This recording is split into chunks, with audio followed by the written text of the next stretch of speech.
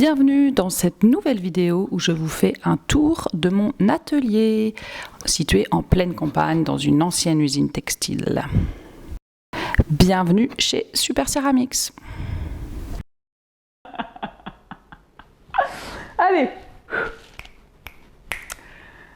Bonjour tout le monde, cette vidéo sera en français, but for the English speaker, you will have special subtitle underneath that I'm writing myself. So, welcome, bonjour. Alors vous avez vu une vue générale du bâtiment et là on est dans notre appartement qui fait à peu près 70 mètres carrés où on vit avec mon mari et nos deux enfants et on est à une porte de l'atelier, ce qui est super pratique et c'est vraiment ça, une grande pièce remplie de bazar. Suivez-moi. On arrive dans une première petite pièce qui est notre bureau avec mon compagnon. On a chacun notre ordinateur, c'est là que je fais les montages, c'est là que j'organise tout la comptabilité, le site internet. Ici, nous avons notre petite imprimante 3D qui est très pratique et que j'utilise personnellement pour faire mes tampons. Je vous montrerai ça plus tard. Donc, je l'utilise, on va dire, quand même assez souvent. Elle est assez simple et super pratique. Et nous voici dans l'atelier que je partage avec mon compagnon, mais on va pas se mentir, c'est moi qui ai la plus grande partie. Donc, il fait à peu près 80 mètres carrés. Ici, en fait, on est dans une ancienne usine textile qui n'est plus en fonctionnement. Vous avez vu la friche industrielle qui fait à peu près 10 000 mètres carrés. Et en fait, un propriétaire qui a la maison d'à côté a acheté une partie du bâtiment et y a fait des ateliers logements. Donc, on est 4 ateliers logements là, côte à côte, avec chacun notre appartement et notre atelier avec des tailles différentes. Celui-ci, nous, on l'aime beaucoup parce qu'en fait, il est en coin de bâtiment. Du coup, on a des fenêtres sur le côté, ce qui n'est pas le cas des autres appartements. Et l'atelier, voilà, je disais, fait 80 mètres carrés. Ici, vous avez le petit coin studio photo de mon compagnon où on fait toutes les photos que vous voyez sur Instagram. Et voilà, lui, il fait aussi des photoshooting parfois pour d'autres marques ici. Donc, il peut développer des fonds colorés, il a tous ses flashs et il arrive à s'étendre. Sinon, il est seulement là, dans ce petit coin. Et tout le reste, c'est un peu moins. Ici, on a la station packaging. Donc c'est là que c'est toujours comme ça, toujours plus ou moins rangé, où en fait j'emballe toutes les commandes. Donc j'utilise pas de plastique dans aucune de mes commandes, tout est recyclable. Le plastique aussi c'est recyclable, mais là c'est du papier, donc ça va même au compost si on veut. Donc j'ai ce papier, ici j'ai des stocks de carton, c'est un peu le bazar. Et puis voilà des rouleaux comme ça. Tout ce que j'ai besoin pour emballer les commandes est ici, mais il y a aussi surtout le stock en haut. J'ai aussi tous ces petits... Ça c'était un rêve de m'acheter ça, je me l'ai su acheter, je suis très heureuse. C'est pour distribuer, je vais pas le faire sinon ça va tout sortir par terre, un petit tic-tic. Et ça, ce sont des flocons de maïs qu'ils ont colorés un petit peu en vert, ce qui est un peu bête, mais c'est des flocons de maïs. Et ça me sert à emballer les commandes et que les commandes soient bien protégées dans les cartons. J'ai un peu de casse, mais très rarement. C'est-à-dire que je pense que sur les centaines de paquets que j'envoie, il y a peut-être 2 casses, 3 casses par an. Les casses que j'ai la plus souvent, c'est des casses pour dans des gros cartons que j'envoie à des magasins. Et ça, c'est compliqué parfois, suivant les pays. Les services de poste ne sont pas très précautionneux, mais ça va. Maintenant, j'arrive à gérer ça et avoir de moins en moins de casses. Voilà. Donc ça, c'est la station paquet. J'ai ici ma petite machine qui me sert à déchiqueter les cartons de paquets qu'on reçoit. Et en fait, ça me fait des petits flocons comme ça de carton. Voilà. Ensuite, ici, on a le point d'eau, qui est quand même assez important dans l'atelier. On me le pose souvent la question dans l'atelier céramique, est-ce que c'est nécessaire d'avoir un point d'eau? Moi, j'ai eu un atelier avant ici où j'en avais pas, et j'utilisais des seaux, c'était ok. Là, c'est quand même très pratique pour se laver les mains, pour laver tous les outils. Tout ce qui est émaux, engobes, qui contiennent des matières toxiques et chimiques, je nettoie tout dans ce gros seau. Ça se tasse au fond, l'eau qui est au-dessus, je peux la remettre dans le circuit normal. Tout se tasse au fond et ensuite j'obtiens une pâte. Des pâtes comme ça, que je laisse sécher et qu'ensuite j'amène à la déchetterie. Voilà, pour l'instant j'ai pas trouvé d'autres techniques. Ça c'est quand même une contenance de tassée de presque 1 an, donc ça fait pas non plus énormément de ensuite ici vous avez un gros, le même seau rempli de toutes les pièces qui sont trop abîmées pour que je puisse les vendre, ou alors de toutes les pièces qui ont été cassées durant la production. À chaque étape, jusqu'à que les pièces soient cuites, avant que les pièces soient cuites, je peux le recycler. Je vous montrerai les différents points. Mais quand ça a été cuit une première fois, c'est plus recyclable. Donc j'utilise les tessons, je les garde pour faire des tests démo, mais quand c'est des grosses pièces ou trop cassées, ou quand ça a été cuit et qu'il y a une grosse fissure irréparable, ça finit là-dedans. Et ça aussi, ça va à la déchetterie. J'ai aussi une abonnée sur Instagram qui m'avait demandé de lui envoyer pour faire de la mosaïque. Donc je peux aussi faire ça. Je lui gardais les pièces et je lui envoyais. Ici, c'est quelque chose que mon compagnon m'a construit pour, en fait, j'ai quand même pas mal de vaisselle, de seaux. Quand j'émaille, j'utilise un peu des seaux pour transférer. Bref, donc j'ai tout ici une station pour que ça sèche, pour que l'évier reste vide, sinon il était rempli tout le temps. Balai, très important. Et là, on arrive à le petit point un peu qui versatile, il change un peu suivant les besoins. Donc là, par exemple, il sert, j'ai ma petite mousse, j'ai ces petits objets, c'est pour poncer sans abîmer les pièces finies et que le dessous soit complètement lisse. Donc ça reste ici à poste où je le balade. Ici, ça me sert de station de recherche des mots. Donc là, j'ai mon petit cahier de recherche des mots, un peu des petits ustensiles, tout ça. Tous mes petits tests aussi qui sont ici. Sinon, ça sert de point de bine de peinture pour sprayer les émaux ou les engobes directement sur les pièces. Et donc du coup, on est en train de fabriquer, c'est pas encore final, mais on a une boîte en plastique. Je vais mettre une évacuation, parce que là il y a la fenêtre, pour évacuer en fait, parce que tout ça c'est des matières qui sont toxiques pour les poumons, donc moi je mets un masque, mais bien évidemment c'est un peu, ça vole, donc il faudrait que je fasse une extraction. Là du coup, il y a mes deux arrivées d'air de deux compresseurs différents, suivant le pistolet que j'utilise. Donc j'ai deux compresseurs. Hop, deux compresseurs qui sont cachés en dessous. Là, c'est du bazar. Mais ici, si je mets toutes les pièces qui sont émaillées déjà, donc là, il y en a très peu, il n'y a que ces deux petits bols-là. Quand cette étagère est remplie, je sais que c'est à peu près un four. Donc c'est là que j'ai stock, comme ça c'est juste à côté du four. Là pour l'instant c'est protégé avec du plastique parce que quand on émaillait, on pouvait malheureusement en mettre aussi sur les pièces qui étaient en attente. Donc c'est là. Ici, juste à côté du coup, mon four. Donc ça c'est un four que j'ai acheté en début 2019 quand j'ai compris que je voulais faire ça à plein temps. J'ai acheté ce four qui est un four de loisir, donc il n'est pas fait normalement pour un potier professionnel, mais à l'époque j'avais pas non plus 5 000, 6 000 euros à investir dans un four. Moi à l'époque je l'ai payé 2 500 euros, ce qui était assez peu cher, ça a beaucoup augmenté depuis malheureusement. C'est un four Kitech. Est-ce que je recommande si vous faites du loisir? Oui, parce qu'en fait franchement moi depuis 2019, alors que je l'utilise vraiment de façon assez intensive, il est super. J'ai dû changer plusieurs fois les résistances qui coûtent à peu près 350 euros le set entier de résistance. Mais c'est surtout parce que je l'utilisais mal et qu'en fait je l'ouvrais un peu trop tôt. Donc on peut regarder, voilà. C'est un four qui fait 130 litres. Alors c'est un four qui se charge par le dessus. C'est pas extrêmement confortable, mais ce qui est bien, donc là c'est beaucoup moins cher que les fours qui s'ouvrent comme ça avec une porte comme un placard. Ce qui est bien, c'est qu'on peut bien voir si les pièces se touchent ou pas, et donc normalement parce que quand on a un four où on charge par derrière, c'est un peu dur parfois de voir si les pièces se touchent. Là c'est pas le cas. J'utilise du coup ces très lourdes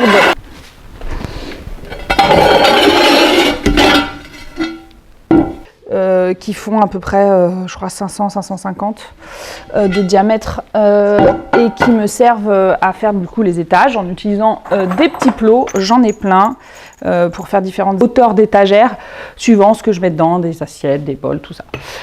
Donc mon petit four, j'espère qu'il va fonctionner encore longtemps parce que je vous dire que ça coûte, j'ai très peur de devoir en racheter un. Là vous avez le post-it où je colle, où j'accroche la GoPro quand je fais des ouvertures de four par le dessus pour montrer, donc je laisse la poste parce que c'est pratique. Là, c'est une partie importante. Un jour je ferai je pense une vidéo sur tout le système d'organisation dans l'atelier, mais ici moi je marque tout ce que je produis. Bon là j'ai oublié pour le mois de juillet, mais tout ce que je produis et les heures que je passe par différentes stations, postes, pour voir à peu près où je passe le plus de temps et un peu voilà, savoir combien de temps je passe sur chaque activité. Là, j'ai un système d'extraction pour mon four qui est un système voilà, comme ça que j'ai fabriqué. Mais ça aussi, j'aimerais bien mettre un petit moteur pour vraiment que ça extrait les vapeurs de façon un peu mieux. Parce qu'un four, quand ça cuit, toutes les substances organiques qui sont dans la terre ou dans les émaux, les substances chimiques sortent et ça sent pas bon. Et c'est aussi toxique. Donc du coup, c'est mieux de l'extraire et que ça aille dans une autre pièce, enfin que ça aille dehors. Et j'aimerais utiliser un filtre et un petit moteur pour que ça sorte de façon un peu plus efficace. Là, nous avons le placard avec tous mes engobes, certains émaux et surtout des matières premières pour faire les émaux. Donc tout est stocké ici.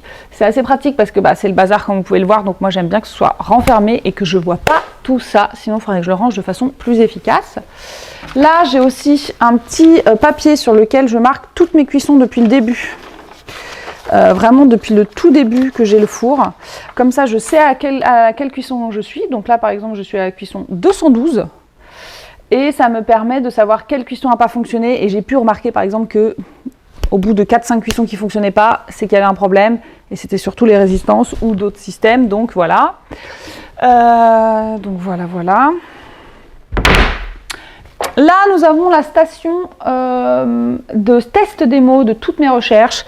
Alors, c'est tous les émaux que j'ai, les tests que j'ai faits, des engobes, des petites recherches, des petites choses en fait qui me servent un peu de... C'est là que je viens quand j'ai un nouveau projet et qu'il faut que je choisisse les couleurs, les finitions. Je viens sur cette étagère parce que j'ai un peu tout qui est ici. Il y a des tests aussi de porcelaine, de choses, des tests de terre. Du coup, c'est un bon endroit pour commencer un projet en termes de finition. J'ai aussi ma petite horloge très importante pour toujours savoir quelle heure il est, parce qu'il faut aller manger et aller chercher les enfants. Parce que quand je suis dans l'atelier, je perds notion un peu du temps parfois. Voilà. Ici, nous avons l'extrudeuse murale, que j'utilise pas extrêmement souvent, mais qui est quand même très pratique parce qu'elle elle extrude des grosses parties. Ici en dessous, j'ai une boîte où il y a toutes les différentes parties. Hop! Et voilà. Ici, j'ai une des parties les plus importantes, c'est mes chablons. C'est toutes les chablons que j'ai qui me servent à fabriquer tous mes objets. Donc là, j'ai vraiment tous les chablons qui sont là, de tous les objets que j'ai, qui sont réunis là.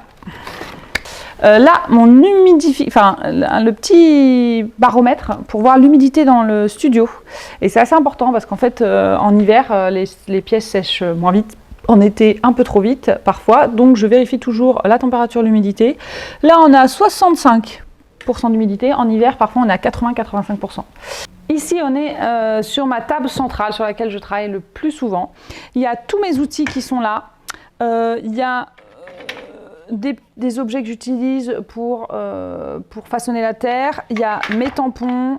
Il y a mon enceinte qui me fait écouter ma musique, donc très importante cette pièce. J'ai mes girettes que moi j'utilise beaucoup, j'en ai seulement 2 et je les adore, très important.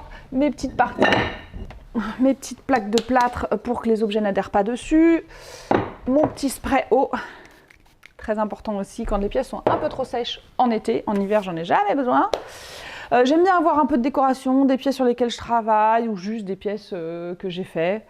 Là, en dessous, on a le tabouret sur lequel je travaille. On me demande souvent ce que c'est ce tabouret. C'est un tabouret designé par mon ancien patron dans l'entreprise dans laquelle je travaillais, qui était en Allemagne, Konstantin Gricic.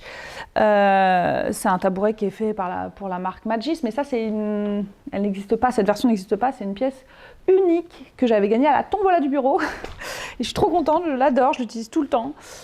C'est mon petit tabouret où je suis tout le temps assise, quoi. Hop! J'ai toutes les pièces qui sont trop sèches. Donc là, il y a des pièces qui sont pas trop sèches, mais qui sont trop dures pour que je les recycle tout de suite. Donc là, je les mets là-dedans. Et ensuite, plus tard, quand ce sera rempli, je pourrai le recycler.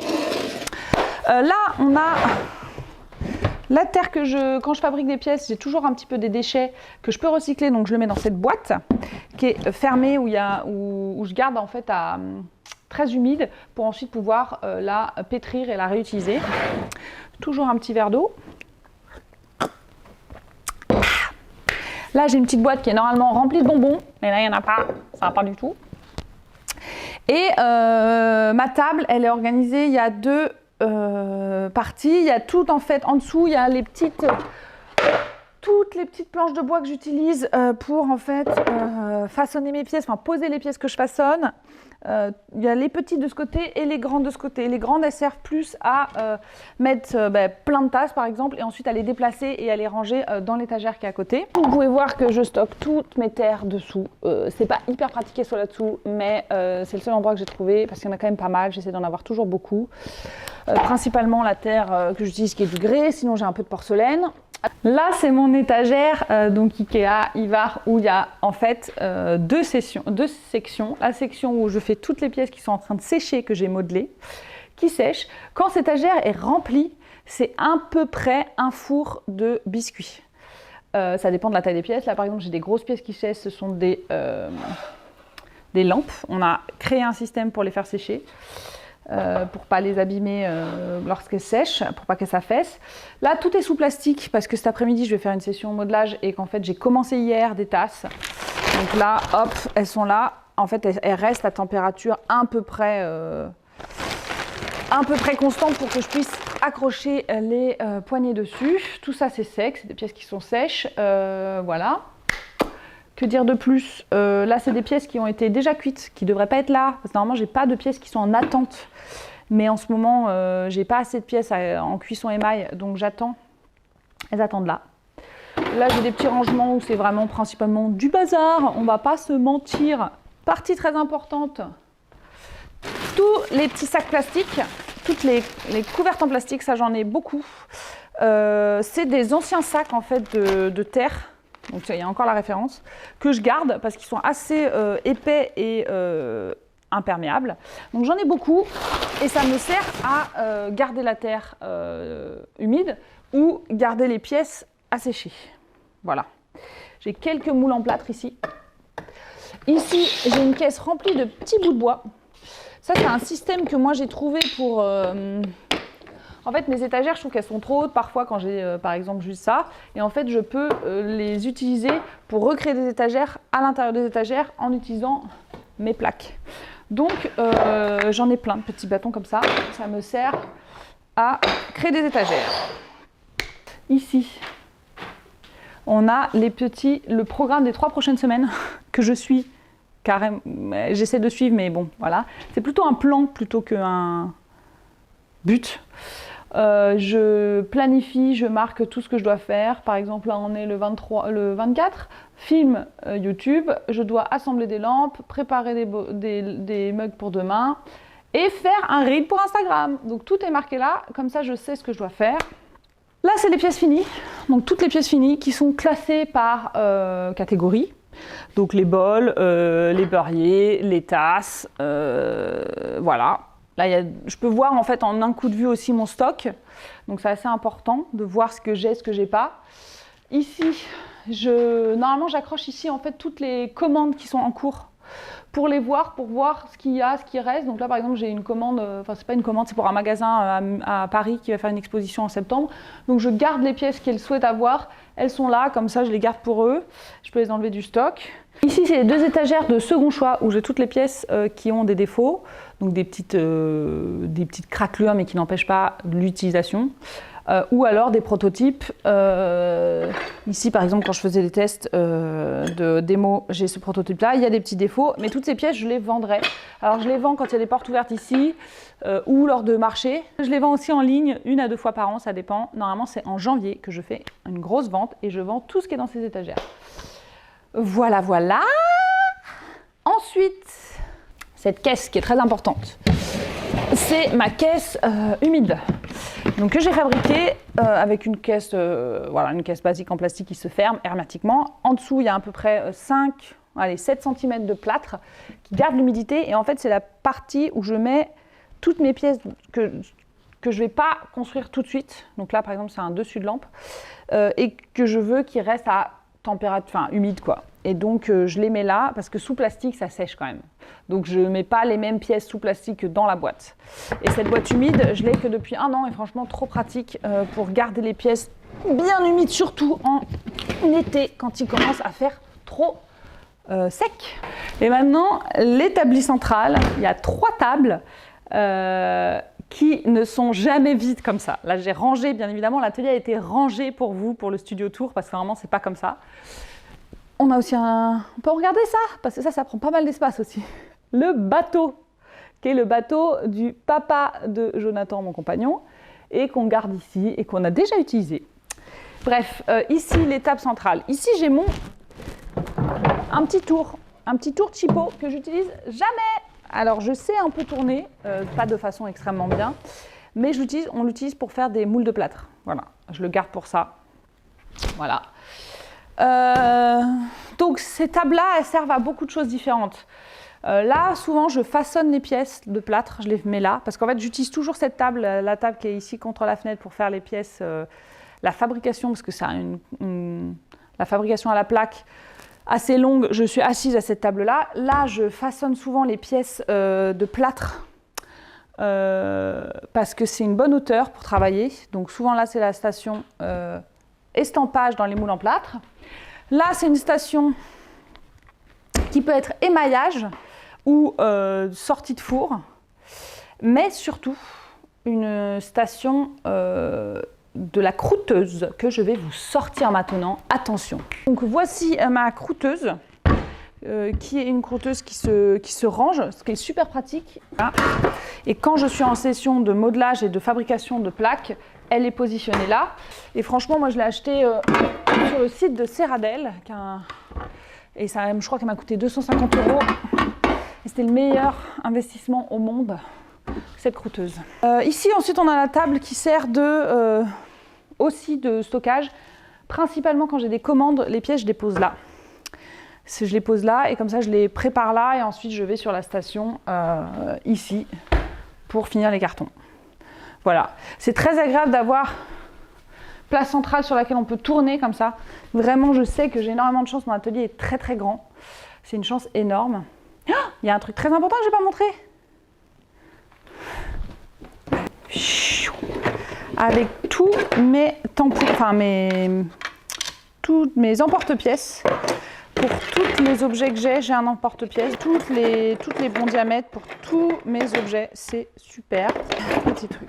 Voilà. J'ai un énorme rouleau à pâtisserie quand je fais des plaques qui sont trop grandes pour la croûteuse. Et là, en fait, c'est les émaux que j'utilise principalement. Donc, mon Milky Blue, le transparent, le blanc opaque, ils sont ici. Et c'est aussi là que j'ai la terre prête à utiliser de recyclage qui est là. Donc là, c'est un peu les objets, ce que j'utilise le plus, juste au-dessous de cette table, qui est sur roulette,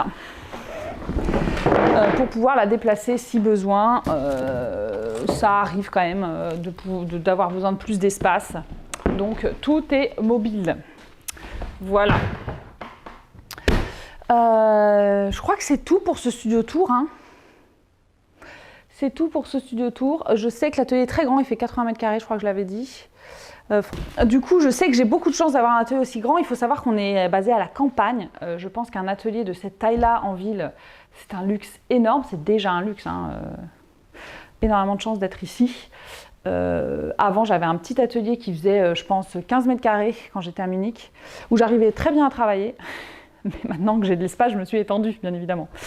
Mais il n'y a pas besoin d'avoir autant d'espace. C'est-à-dire qu'à Munich, j'avais que cette table-là et je faisais tout là-dessus. C'est juste qu'il fallait tout le temps que je range, que je déplace. Là, ce qui est très agréable dans cet atelier, c'est que je peux ici fabriquer des pièces, ici les émailler en même temps, ici faire la station avec tous mes paquets. Donc en fait, j'ai mes recherches démo, le four où j'ai les pièces émaillées. Du coup, je peux avoir plein d'étapes de la fabrication à plein d'endroits différents. Et ça, c'est vraiment pratique et c'est que parce que j'ai beaucoup d'espace. Voilà, merci beaucoup, bisous. Je vous disais que il y avait plusieurs ateliers partagés. On a la porte entre l'atelier et la maison, mais on a aussi cette énorme porte qui est la porte vraiment d'atelier. Par contre, il faut que j'aille ranger derrière en fait. Donc nous, on est dans l'atelier 2 et là, c'est notre énorme porte pour sortir ou rentrer dans l'atelier. Voilà, Voilà. Et on arrive dans l'espace de circulation des ateliers. C'est une usine textile. Ça, c'est une vieille presse qui est tellement lourde qu'elle est impossible à sortir. Donc, elle reste là. Donc, ça fait un bon souvenir de ce qu'était l'usine avant. Voilà. On a l'atelier d'Ali, l'atelier 3. Là, il y a l'atelier 4 qui est l'atelier de Marie et Axel qui viendra bientôt. Une autre presse. Et la vue sur la friche qu'on va regarder d'ici. Avec une énorme citerne. Voilà.